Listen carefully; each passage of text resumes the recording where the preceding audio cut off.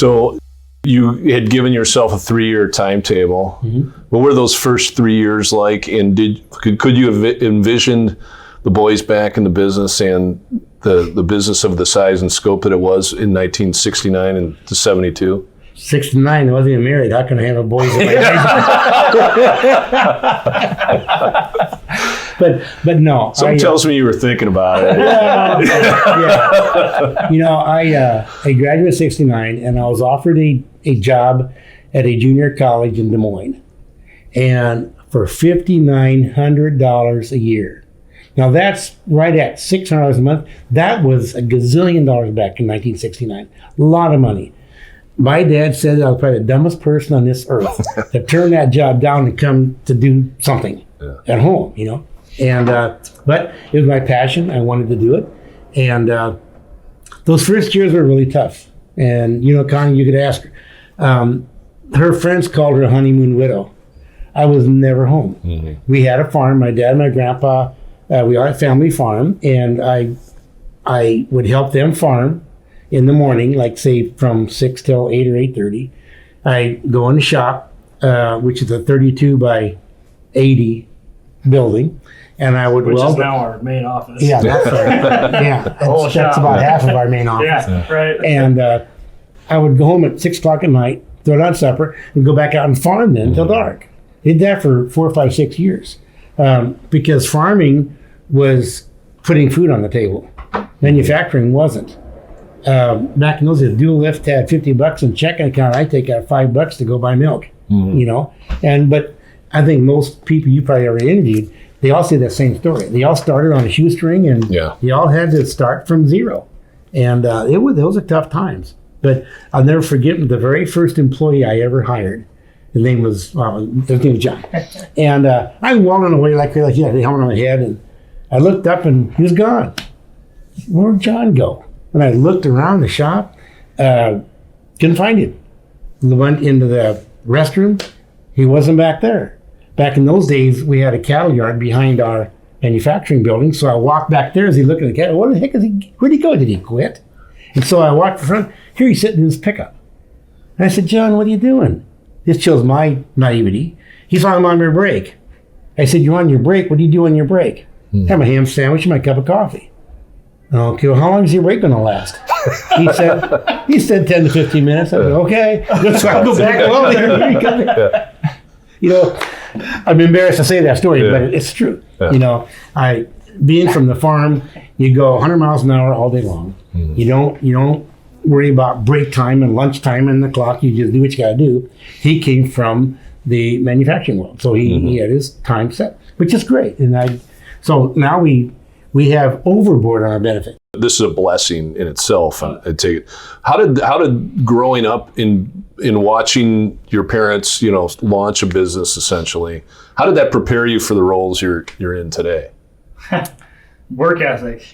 It, just like Jim had said. I mean, he was around as much as he could be. Never missed a sporting event. Never missed anything. But there was never any other time either. It was work or that. You know, family was always first, but work was on its heels. Very close second. You know? And so I would say one thing growing up was the work ethic, because you knew if you ever wondered where Dad was, you knew where he was. He was out working.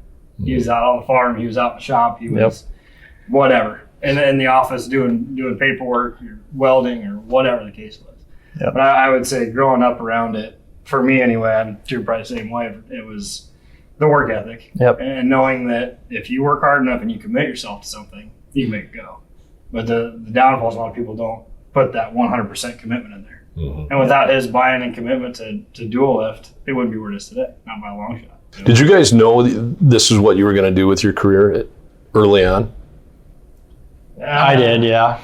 I just had a feeling in me that this is what I wanted to do. I loved the mechanical stuff. I love building things. And I did. I wanted to go away and work for a while, and it didn't work out that way.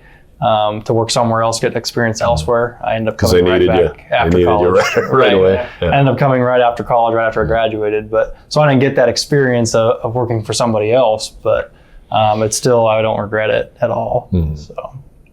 Yeah, I would like to say yes. I had doubts in the beginning, and nothing to do with dual lift or working with dad or anything like that. Just kind of wanted to make my own path, do my own thing, and I have regrets that I did do that, I think, but I did get the experience of working with some other people, which has helped me. And at the end of the day, I suppose I did always know I'd end up here sometime. Just didn't win. Yeah. I thought maybe I'd go do something else for a while and then end up back. I imagine you had these, like most of our family business, everyone I've talked to, there were some touch and go moments where you weren't certain that you were going to come out on the other side in a good place. Can you share a couple of those that came along during the way and how you got through them?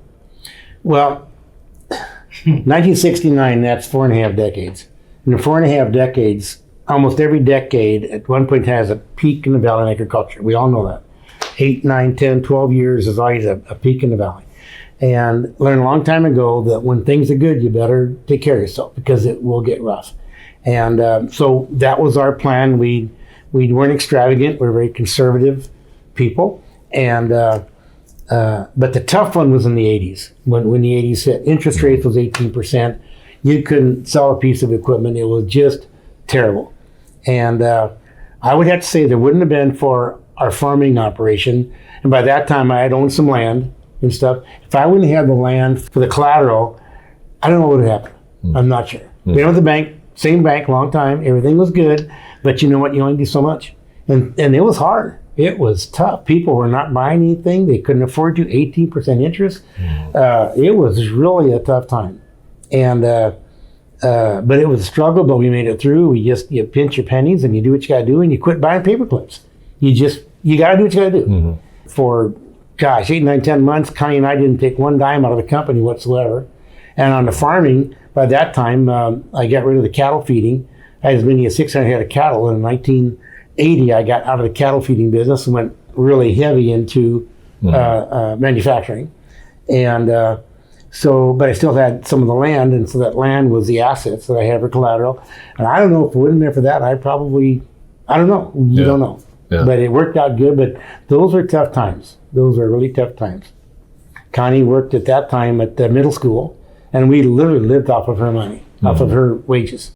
Got a question for each of you. If you could have one do-over where you went back in time machine and could change a decision or and an outcome, of course, what would your do-over be? What would that magic wand waving be? Yeah, and I guess one do-over would have, on the timing side, timing is everything, as we all know.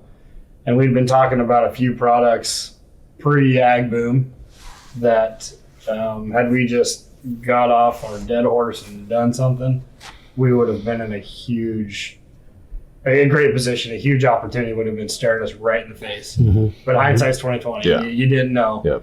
But that particular product had the competitors out there were really just making it easy for somebody else to get in. They were making a lot of questionable decisions that I won't say who it is. I don't want to do that, but they're making questionable decisions. They were doing things that it was not going to be a long-term success, and we could all see it. But by the time they had done that and we had found out, it was already too late. And the timing had already passed. If we'd have executed 2 years prior, like we kept talking about, then we would have had a whole new market and a whole new product line and a whole new customer and everything. But unfortunately, we didn't. And all it does is teach you to look harder at things in the future. That's a perfect segue into that personal question I was going to ask you here. So, and you two, and I'll ask both of you this question. You grew up in a fledgling business. It was 80s. There were tough spots, all that. Connie and Jim passed something down to you that is internalized with you now as part of your DNA. What is it that from that experience and that your own apply to, you both have young kids here, that you want to make sure that your kids learn that was passed down from Grandma and Grandpa? I will go back to what I said the first time. That's work ethic. Yep. It's what it takes, whether my sons are going to be in this business or not, whether yours are or not, is somewhat insignificant. What I want is I want my kids to be committed to whatever they want to do, and I would support them wholeheartedly in whatever they want to do. And I hope that someday they do want to come back, and I hope that I get to sit in that chair and my son gets to sit here. Yep. And same for David. Agreed. Absolutely. Yeah, I hope it's the way it works out, but if it doesn't, it doesn't. But I would say that I want my kids to have passion, and that's you know him. Yeah. There's a little bit of that. A little bit. It's a little. Yeah. Just little. But I certainly want that. The work ethic and the passion and the commitment, whatever it is. That's what I hope I can somehow pass on to my little guys. In this stage of our evolution, I think my biggest desire now is just get out of the way.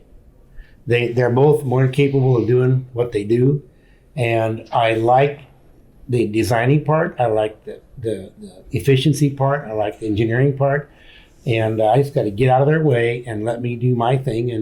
And I don't want the hubbub of administration, of HR. I don't want that stuff anymore. I've done that my whole life. I don't do that. Yeah. So I want to just back out. Don't know if I ever go away or not, but I don't want to be involved in the day-to-day stuff anymore. They're doing a very adequate job of that.